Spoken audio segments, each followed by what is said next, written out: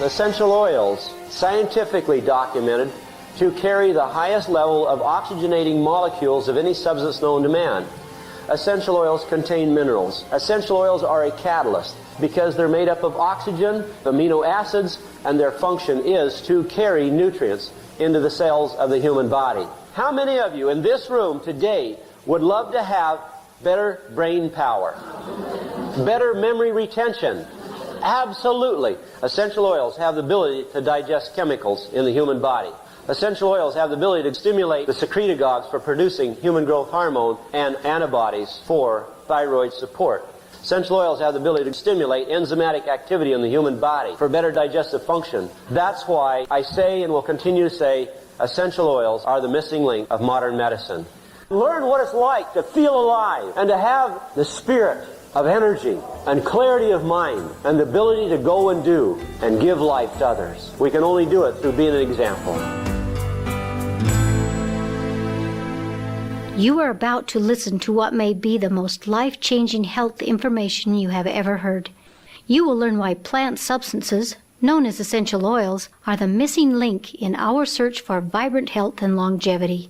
This ancient science, with its biblical foundation, reveals why frankincense and myrrh were brought to the Christ child, and why for centuries essential oils have helped with countless medical conditions.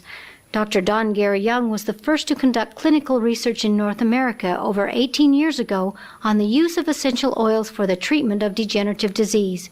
With the largest privately owned herb farm in the world for the production of essential oils, Dr. Young is one of only a few experts who understands the vast requirements for organic growing, distilling, and protecting the quality of these precious oils.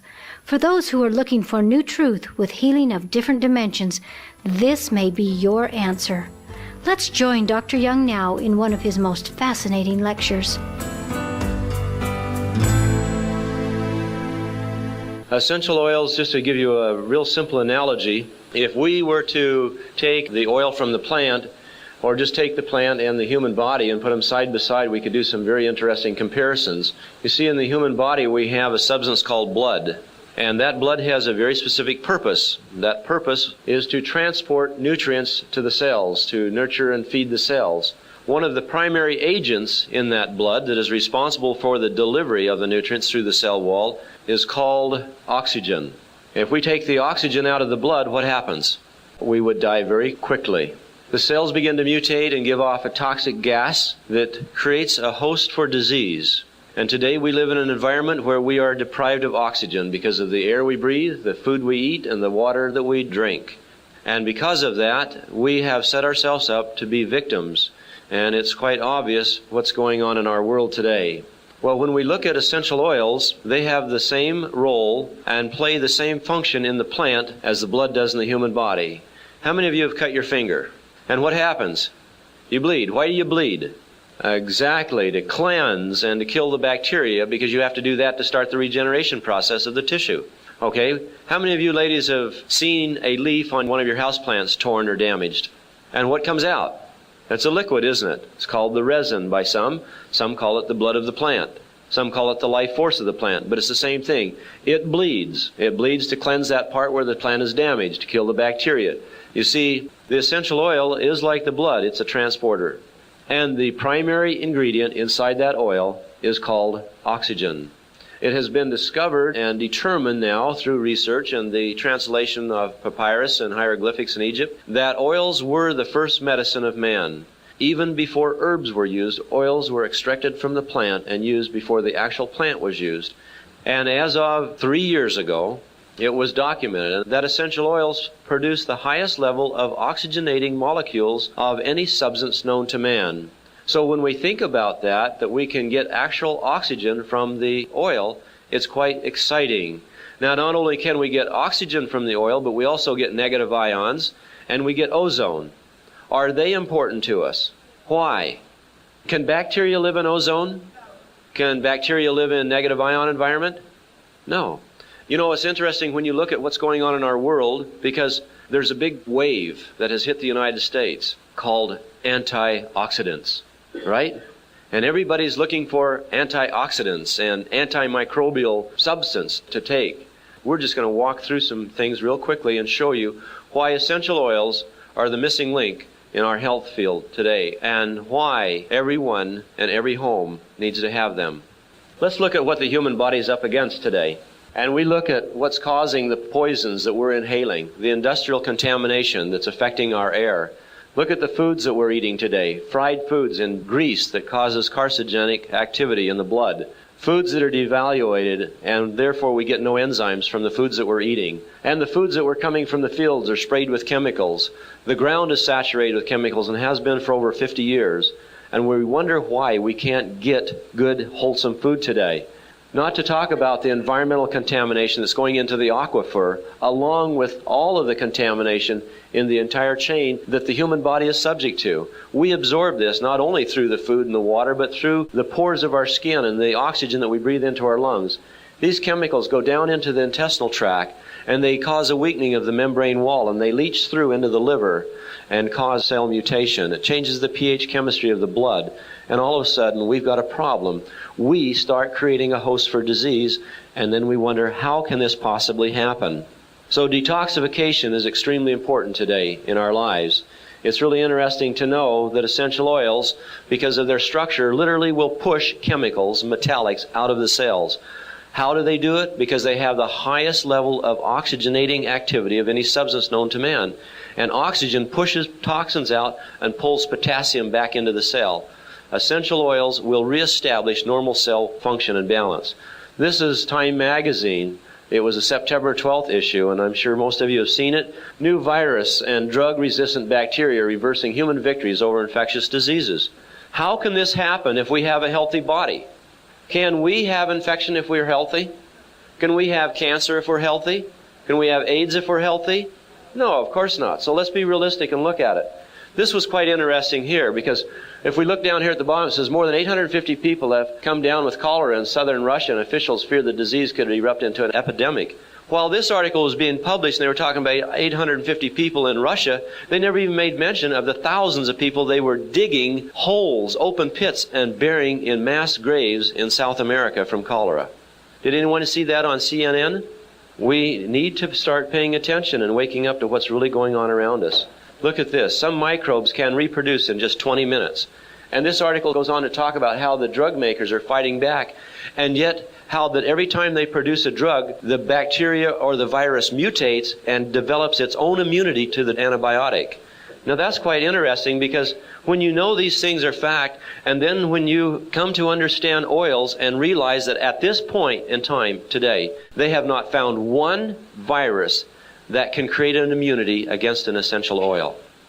Look at here. The question ceases to be, when will disease be gone? This is interesting when we look at the statistics here. Respiratory infections, bacterial and viral, 4 million deaths. Diarrhea and diseases related, viral and bacterial, 3 million deaths. This is per year. Tuberculosis, bacterial. Now we have a new viral tuberculosis, do we not? And they don't even mention the viral tuberculosis here, just the bacterial, 3 million. Hepatitis B, virus, 3 million. Protozoa, malaria, 1 million. Measles, viral, 880,000. Tetanus, 600,000. AIDS, viral, 550,000. They don't even talk about cancer and heart disease there. We're just talking about diseases here related to virus and bacteria. And yet they don't even list the new tuberculosis virus, or the new hantavirus is not listed there. The flesh-eating virus, the streptococci A, the Ebola virus. There's so much going on that we're not even aware of what's happening. I think many of us also have a tendency to want to ignore it. We don't want to deal with the truth. Why? We don't know what to do about it. True or false? Okay, look at here. Where will the next deadly virus appear? And then it goes on to talk about, the agents, smallpox, AIDS, hepatitis B. How many of you are familiar with the Ebola virus and the symptomology of it? Are you aware that that Ebola virus causes decomposing of the internal organs and the smooth muscle tissue inside the human body? And once a victim contracts the Ebola virus, 3 to 5 days and they're dead. And you know what happened in Womingo, Minnesota just last week? Where 8 people died from what they're calling the new streptococci virus that caused people to die within 3 to 5 days. Their tissue, internal organs degenerated. It was the Ebola virus, but they're saying it's a new streptococci A. An epidemic. This is interesting. The price of doing nothing will be millions of lives. And it's happened before. Look at here. Killer flu, 1918 to 19, killed 20 million people. So we're not dealing with something that's just popped into our world today. There's been viruses around since the beginning of time. Look at what happened during Moses' time. Look at the 16th century plague in England and Europe that claimed millions of lives. Why is it happening? Why do we have more of it today? Because we have a weaker immune system.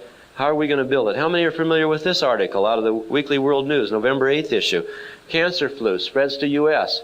The virus acts like an ordinary flu bug at first, but as the symptoms linger, the virus mutates, causing cancer of the bone, blood, brain, colon, and pancreas. Interesting, isn't it? And of course, if you happen to be a victim, cancer flu has reached the United States, much less stricken victims in Dallas, Los Angeles, San Francisco, Chicago, and New York. What are we going to do about these things? Look at this article here in March issue of Reader's Digest. The invisible invaders. The question is no longer when will infectious disease be wiped out. Rather it is where will the next deadly new plague appear. You need to read it because this article talks about how that every antibiotic that they have made, the viruses mutate, the bacteria mutate, and create their own immunity against the antibiotics. So we need to read these things so we are aware of what's going on and be prepared. Let's look at some of the things that cause it. Water suspected in illness. U.S. health officials speculate that local water sickened dozens of AIDS patients during the spring. Groups warn of risk from bad drinking water. New TB, a time bomb. This is USA Today News cover story. You know, we need to be aware. Flu on tap. Milwaukee blames illness on tap water. Tainted water. Blamed for unlike illnesses. It just goes on and on wherever we look. A contagious fascination with infections. As lethal viruses make news, the public ponders, what if? The hot zone. How many of you have seen the movie The Outbreak? Well, that's a reality. That's not just a movie. That's a reality. Ancient ills return with a vengeance. Viruses that they can't kill, they can't control. Now I want to spend time showing you what's exciting. This comes right out of the Cairo University Research Department. Dr. Rodwan S. Farag, who is our colleague in research at Cairo and I've worked with for 3 years. Safety evaluation of thyme and clove essential oils as natural antioxidants. If we're going to fight something, let's fight it with what God gave us to fight with. Look at here. Antimicrobial activity of some Egyptian spice essential oils. Hard copy research. We're not just here to talk about folklore medicine. Antimicrobial action of essential oils. The antimicrobial action is probably the one property of essential oils that has been known for the longest time. Isn't that interesting? But do you know about it? Do you read about it? Do you get to hear about it in the US of A? Of course not. How many of you know somebody that has diabetes? Let me show you what's going on in Cairo University with diabetes. They cure it. Look at here. This is just one of the simple studies that was conducted on diabetes. Blood glucose levels. This was a control group with insulin right here. Then they used bitter fennel, and it dropped it from over 275 to 200. Common dill oil, below 200. Coriander brought it down to normal range. Simple essential oils. Yes, they're correcting diseases in many places in the world. Look at here what came off the Associated Press 2 months ago. Very interesting. Scientists examine the role of food derivatives in preventing cancer. Is anyone interested in cancer prevention? Cancer regression? Well, look at here. Soybeans, lavender oil, and orange peel. And we jump over here. Cancer-fighting powers of plant oils. Small quantities in lavender oil have been shown to work against breast cancer in lab animals. In animal studies, he said, we got both the prevention of cancer and the regression of cancer. How many would sooner have chemotherapy than a bottle of lavender oil? Now, this is something that's very exciting. We need oxygenation, antioxidants, and increased frequency. What's a frequency? Is frequency important to us? Are our bodies electrical? Absolutely. And it's very interesting when we study that and we see that not only is our body electrical, but everything around us has electrical frequency. But there's different types of frequencies, and this is what is kind of interesting. Because your lights overhead up here, they also have a frequency called 60 hertz. Essential oils have frequency from 52 to 320 hertz. But the difference between the oil frequency and your light frequency or television or telephone or microwave, your electrical AC frequencies are incoherent, chaotic frequencies. They fracture the human electrical field, where essential oils have a coherent, harmonic frequency. And so they're harmonious with the electrical field of the human body. So essential oils give us oxygen, antioxidants, and frequency. Now, I make food supplementation and was the first to create this type of formulation, the first to develop it in the world, and that was using essential oils in the food supplements. Why? Because we found essential oils work as a transport mechanism in the food supplements. And the reason that we're starving to death nutritionally is because we're not assimilating the nutrients on the cellular level. Essential oils have the ability, because they are soluble with the lipids in the membrane, to go through the cellular wall and to carry with it nutrients that they're in association with. Because that's their purpose in the plant life, is to transport nutrients through the cell wall and deliver it inside the plant. And so when we took essential oils and put it inside the plant, it was very exciting because we got a delivery system. Now I want to back up just a little bit and give you something to think about. Going back to the blood. The blood is the transporter of nutrients.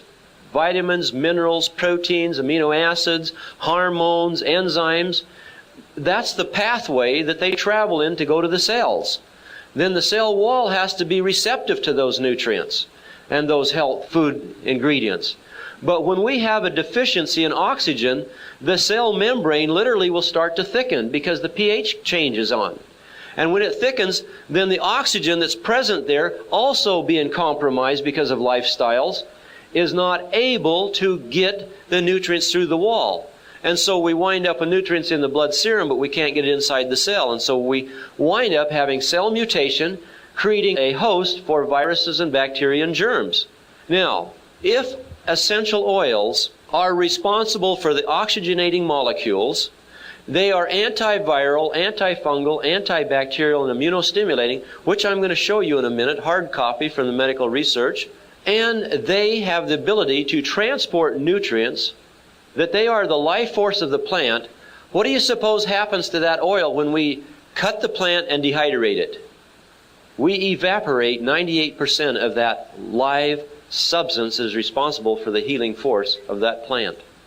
As I look through the audience, I see quite a few people here that are probably old enough to remember the days when they used to gather herbs fresh in the pasture or the field or out on the hill and come home and make up their poultices and their teas and their extracts, and it worked.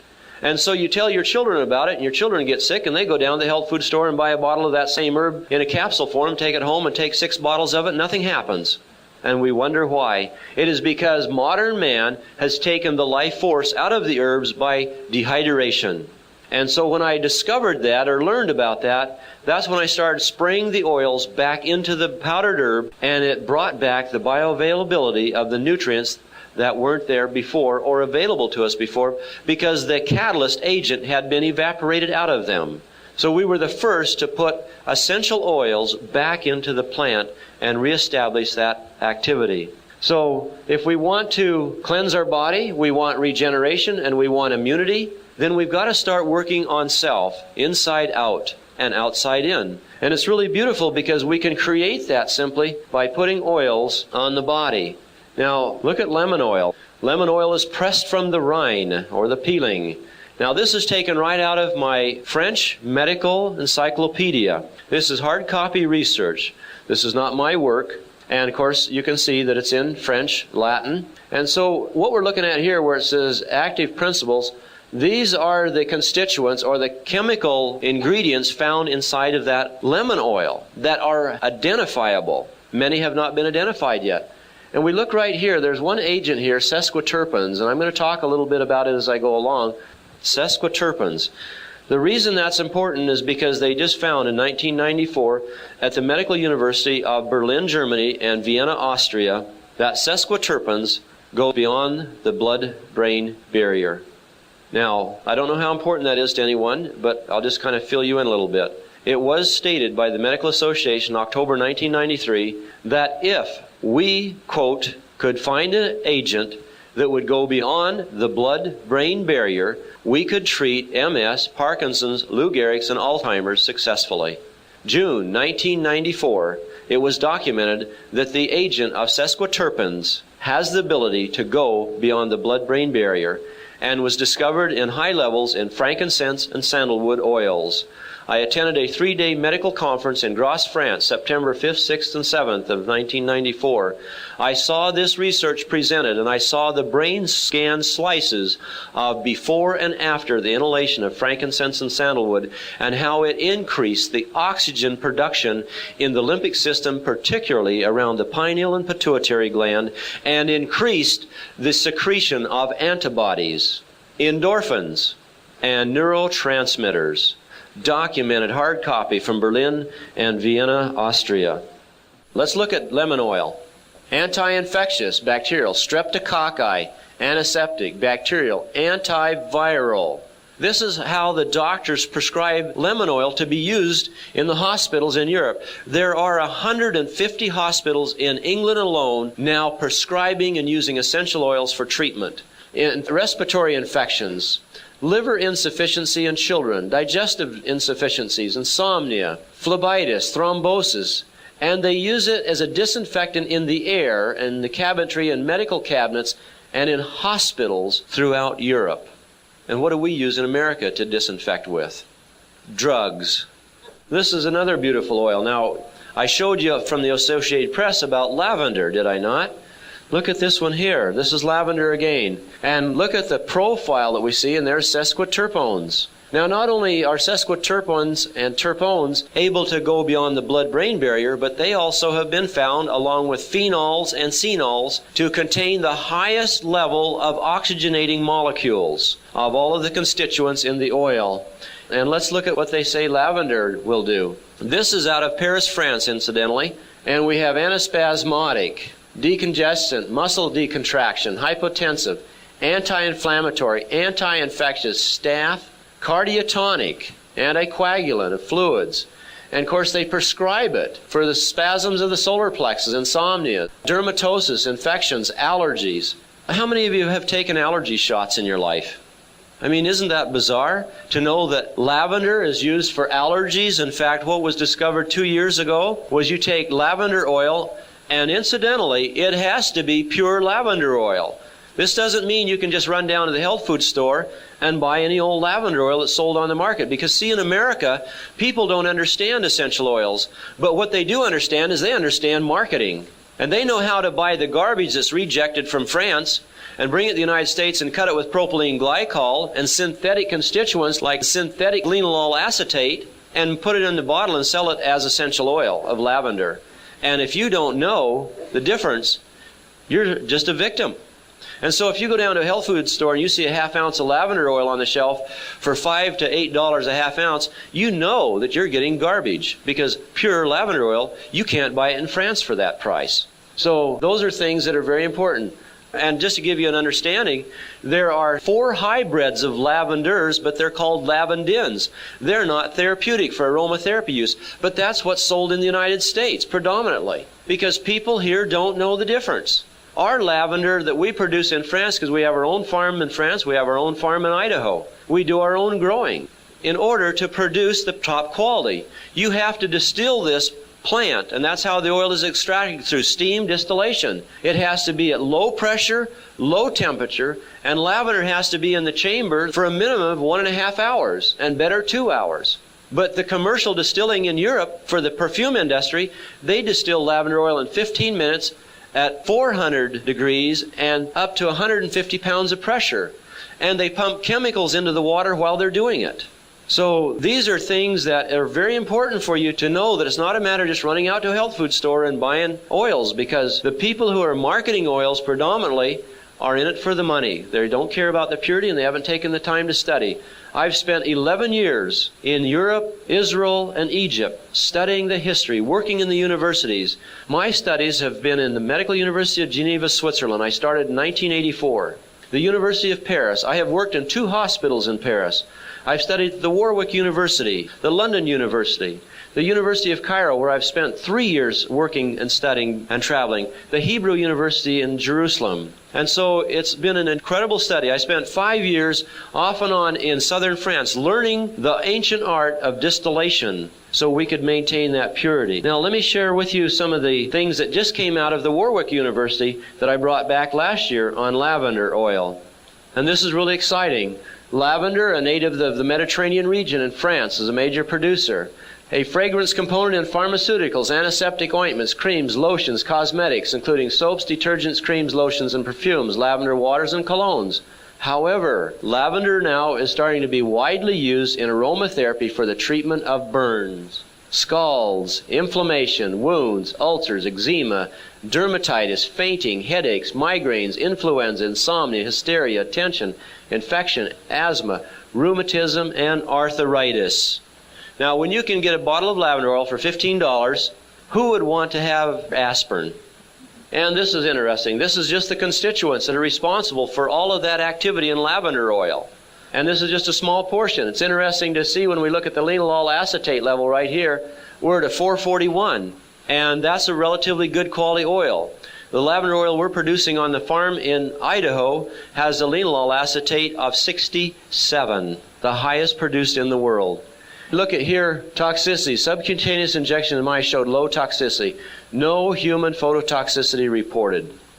So it's totally safe, and that's the beautiful part of essential oils, is you don't have to be concerned about having side effects from pure oils. Cut, adulterated, synthetic, absolutely, but not pure, not the way God intended it to be. Why is it valuable? How do we get oils quickly into the system? Through the olfactory nerve to the pineal pituitary, the amygdala. When you breathe an oil into the system and through the nasal cavity, it is first picked up by the neurons that hang down here from the olfactory, right between the eyes and the top of the sinus cavity. Those oil molecules are carried within milliseconds into the center of the brain. And now they have found and discovered that through the inhalation of essential oils into the midbrain system, that they will cause a secretion of antibodies instantly, endorphins and neurotransmitters. Now we're seeing a direct response on the immune system from the inhalation and topical application of essential oils like none other that has ever been created. So diffusing, this puts the oils into the atmosphere in your home. You're getting increased oxygen because it releases the oxygenating molecules. You're getting increased ozone and negative ions because that's where it comes from in nature, from the plant oils. You're getting the antiviral, bacterial, fungal, germicidal properties and the immunostimulating, and you're inhaling this. Oils, in fact, I just got a copy, hard copy in on the internet just last week from Ulster University in Northern Ireland, where they did a study of diffusing, vaporizing essential oils into an atmosphere with 210 colonies of bacteria, and it killed all 210. So it makes the most perfect air purification system that has ever been invented or rediscovered. And we can't afford to be without it. How do we know these things happen and how do they work? By simply studying the properties in the oil. This is Thyme vulgaris. This is a chromatogram. Everybody knows what camphor is, right? It's soothing. It's penetrating the tissue. Camphor is synthetically made from the active ingredient called camphene. So when we look at this oil, which is thyme oil, we know that it's going to have a very powerful effect in penetrating. We look at the pinene. They're germicidal. We look at the phenols right here. They're antibacterial and viral. We look at the terpenes. They're antiviral in action. So when we take an essential oil in the laboratory and analyze it, we know instantly the value it has. And depending on the percentage of activity will tell us whether it's a pure oil or whether there's been something done with it. So the science is incredible. This is clary sage that we grew at our farm this past summer in Idaho. The highest linalool activity of any clary sage is still 72.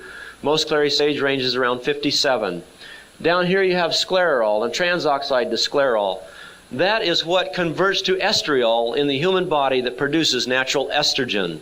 So how many of you ladies are taking some synthetic hormone? You got it right here in your plants. When God created this world, He created everything naturally for us. And He gave us every substance that we will ever need to protect our bodies from all the things that we have to deal with. Just like He gave to the Israelites, you can read about it in Exodus chapter 30, verses 21 through 27, and read about the formula, the oil formula that the Lord gave Moses. We're talking about a substance that was the beginning of time with a biblical foundation, and man has ignored it. It has been lost and forgotten. And not till 1921 did it start to come back into our time from an old gentleman Dr. Maurice René Gattefossé, who was a French cosmetic chemist working in his lab one day and had an explosion and had a third-degree thermal burn on his hand, wrist, and forearm. Knowing that he needed to reduce the temperature, he reached over where one of his colleagues had just set a container with liquid in it, thought it was water, plunged his hand into it, and it was lavender oil. And it healed his burn without a trace of a scar. And that man was so excited, and being a chemist, he took the lavender apart to understand and find out how it healed this burn without a scar. And from there, he gave the research to Dr. Jean Valnet, who was a medical doctor in Paris, France. Valnet did nothing with it until the post-war years of World War II, when he was working with war victims from shrapnel wounds and losing them to gangrene because the antibiotics wouldn't work. And Dr. Gattefossé sent him some oils and said, try the oils. And he started using the oils, and he saved every single patient. And that was the restoration of aromatherapy, as it's called today.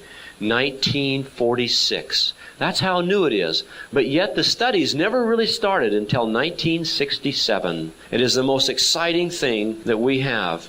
Now, this is just a little bit about essential oils. Frequency. We were the first to discover essential oils literally contain electrical frequency. We did a study of over 200 subjects at the Eastern State University in Cheney, Washington. We found that the average body frequency ranges 62 to 68. The brain frequencies are 10 hertz higher during the day, and then it reverses during the night, and the brain frequencies are 10 hertz lower, body frequencies are 10 hertz higher. We found that two subjects, we took two young men who had a 66 hertz frequency. One held the coffee, his frequency dropped to 58 in 3 seconds. The other one drank it, his frequency dropped to 52 in 3 seconds. The young man that drank the coffee, we didn't let him have any oils. It took 3 days for it to go back up. The young man that just held the coffee, we let him breathe the essential oils, and his frequency went up in 21 seconds. We found that disease begins at 58 hertz frequency. Flu starts at 57, Candida at 55, Epstein-Barr at 52, and cancer at 42. What this tells us that when we do things in our lives that compromise our frequency in the human body, we can become a victim. Essential oils reestablish the normal frequency of the human cells, documented at Eastern State University. Another thing that's really exciting is regeneration. How can you regenerate something if you can't stimulate circulation and activity? The top leading neurologist in the United States helped me to discover oils were electrical. How? Because we discovered that hearing could be restored with the oil of helichrysum. Not only from loss of hearing, but from deafness, born deafness. 3 people now have total restoration. And I went to him to ask how. He said, because the oils are electrical, they stimulate the firing in the axon. They increase the neurotransmitter that converts in the axon to an electron. It fires across the synaptic gap right here. He said in a birth defect, nerves didn't connect. And he said the oils will literally increase the firing of that synapse, and it will jump across the gap and connect to that nerve that did not connect. And once it starts firing, it will start growing together until it hardwires. So essential oils have the ability to stimulate the regeneration of damaged nerve tissue. Helichrysum. How do we use oils? Diffusing in the air through the feet. Many of you here are probably reflexologists or certainly work with the feet. Start working with oils through the feet. How many of you have experienced pain and suffered with pain for days and days and days and couldn't get rid of it? And you've taken pain medication and Tylenol and morphine and whatever to kill pain. How would you feel if you knew that you broke a bone and you could take a single oil and rub it on that broken spot and stop the pain within 3 to 6 seconds? You can do it with essential oils. There's a formula. It has 2 oils in it that are responsible greatly for that. One is helichrysum and the other one is birch. Birch oil, like spruce oil, contains methylsalicylate. It works like cortisone on the tissue, and it's a topical anesthesia. Helichrysum is a topical anesthesia. It's beautiful. Another way to work with oils is through the ears, auricular. We found that dealing with emotions. How many people here have emotions? Is there anyone that has no emotional problems at all? Do you know that the ancient Egyptians used oils to do what they call cleansing of the flesh and the blood? Removing the evil deities from the mind. Because they believed if they didn't remove the evil deities from the mind, which we call negative emotions, that they couldn't come back into the body they left in the tomb. I was allowed March last year, 1 year ago, to go into a secret chamber where this ritual was performed.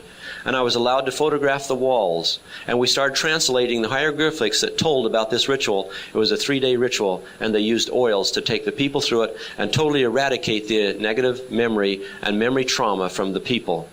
I started teaching and working with people with oils for eradicating emotional trauma. It is life-changing. And working through the ears. In fact, we have a little oil blend, and if you ever feel depressed or manic depressant or suicidal, a couple of drops and just rub it right there, and it'll take it away in just a matter of seconds. Another beautiful area to work through is through the spine. And just massaging the oils up and down the spine, getting into those nerve meridians to get into those organs and glands in the body is absolutely incredible. We had a little gal in Denver, Colorado yesterday. I had a seminar there, and we had over 150 people in the seminar. She had a great big large knot on her spine. We just rubbed simple oils of spruce and birch and frankincense on it, and it dissolved half in 20 minutes. And 150 people gathered around and watched. Okay, let's show you what's going on in the antiviral activity. We have a little kit, and it has the lavender, peppermint, and lemon oils in it, plus 4 blends, because I formulate blends. I made another one to kill airborne bacteria in the home, odors, mold, fungus. It's incredible. And then in that packet is also one. This has rose oil in it, the highest of the frequencies, 320 hertz. It has ylang-ylang in it, which balances the male and female energies. It also is a powerful support to the heart for tachycardia and arrhythmia. Because of these new viruses and our immune system weakening, I knew that we had to have something to help support that system. So I went to work studying, and I put this formula together, and these oils that I'm going to present now are in that formula. This is Ravensara aromatica. It's a plant that's a combination of clove and nutmeg, and it grows in Madagascar. And of course you see the sesquiterpenes. Sesquiterpenes stimulate the immune system. Look at here, anti-infectious, antiviral, antibacterial, and it's indicated for rhinopharyngitis, gripes, sinusitis, bronchitis, viral hepatitis, viruses of the intestinal, and cholera, herpes 1 and 2, infectious mononucleosis, insomnia, muscular fatigue. Here's another one. This one you ladies probably have in your kitchen, called oregano. You know, you need to quit cooking with it and start juicing it and snorting it. Okay? Look at here, phenols, the number 1 constituent that's responsible for the oxygenating activity of oils. Anti-infectious, large spectrum of action against bacteria, virus, fungus, and parasites. Immunostimulant. This one you'll like. Frankincense is talked about in the Bible, the holy anointing oil. It's mentioned 52 times in the Bible. Okay, sesquiterpenes again, goes beyond the blood-brain barrier. Look at here, anti-catarrhal, expectorant, anti-tumoral, immunostimulant, antidepressive, bronchitis, catarrh, asthma, ulcers, cancer, immunodeficiencies, and nervous depression. I got involved with a doctor in Scottsdale, Arizona, Dr. Terry Friedman, medical doctor. I asked him if he would like to do some research and work with the oils and see what he could create, and he said, I would love to. As of this day, 1 year from the time we started, he now has 9 cancer patients out of 9 in remission from prostate and lymphoma and Hodgkin's. That's documented, by the way. Hyssop oil, the oil that Moses used. Look at here, anti-catarrhal, mucolytic, decongestion, anti-inflammatory of the pulmonary, regulator of the metabolism and lipids, anti-infectious, large spectrum, staphylococci, pneumonia, parasites, prescribed for rhinopharyngitis, sinusitis, bronchitis, pneumonia, cystitis, post-infections, sclerosis, plaque, ovarian problems. It just goes on and on and on. Mountain Savory. Look at here, anti-infectious, major activity as an antibacterial agent, antifungal, antiviral, antiparasitic, immunostimulating. And here they use it for candida, cystitis, prostatitis, and right on down through arthritis and rheumatoid arthritis. That was Mountain Savory. This is cistus oil, commonly called rock rose. Beautiful oil. Same thing, there we see the phenols again. Anti-infectious, antiviral, bacterial, regulator of neurovegetative degeneration of the nervous system, autoimmune. So used also for arthritis and rheumatism and plaque and other things, but primarily for viruses of the autoimmune system. What is AIDS? Okay, we had a beautiful situation in Pottstown, Pennsylvania just a couple of weeks ago. A nurse at one of the seminars, She says, Dr. Young, could I share a story with you? And I said, yes. She says, one of the doctors that I work for has a patient that has lupus.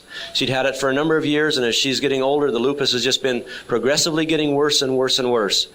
And she was in the hospital for a test and change of medication, and she said my doctor told her that there was nothing that could be done and just to get her affairs in order. She said, I felt so bad that when she started to leave, I just walked her out, and I gave her my bottle of essential oils, and I said, why don't you take this home and just rub it on and just see if it'll make you feel a little better and help you a little bit. She said, some of the oils here have been found to help support the immune system. The lady took it home. 3 days later, she called the nurse back. She says, what did you give me? And she says, why? She says, I'm feeling better. She says, my strength is coming up. My energy level's coming up. 5 days after that, which was a total of 8 days, she returned to the doctor for a checkup. He could not find one symptom, not one trace of lupus. God knew that we were going to have these diseases. He knew what we were going to deal with. And do you think He put us down here to be victims? Absolutely not. He gave us everything that we need to take care of the human body. This is clove oil, by the way, and look at here, anti-infection, bacteria, large spectrum of action against gram-positive and negative, antiviral, fungal, parasitic, antiseptic, and a general stimulant, anti-tumoral, dental infections, viral hepatitis, colitis, cystitis, viruses of the nerves. What is MS? Look at here, cancer, Hodgkin's. That was clove oil, simple clove oil. I mean, it is so incredible to see what can be done and what can be created. So I have made a major focus on creating formulas to support the immune system. It's been really a pleasure to be here and share with you what I call the missing link, and what I also find to be the most exciting thing that has been rediscovered in the world, and that's the world of essential oils and how we can use them in our food products, in our food supplements, and create a beautiful opportunity to build the immune system and not become a victim. Let's be thankful for what we have. Let's always have thanks in our heart for all that we have. And let's live with that and keep that smile on our face and joy in our heart, and let's share with the world the blessings that God gave us a long time ago. Thank you for coming and participating. Thank you for taking time to listen to this exciting information. We hope it inspires you to ask questions about the gifts that God has given us for man's healing and well-being since the beginning of time. Please contact the person who shared this tape with you and learn how essential oils can make a difference in your life. We hope you will join us in taking this life-changing message to the world.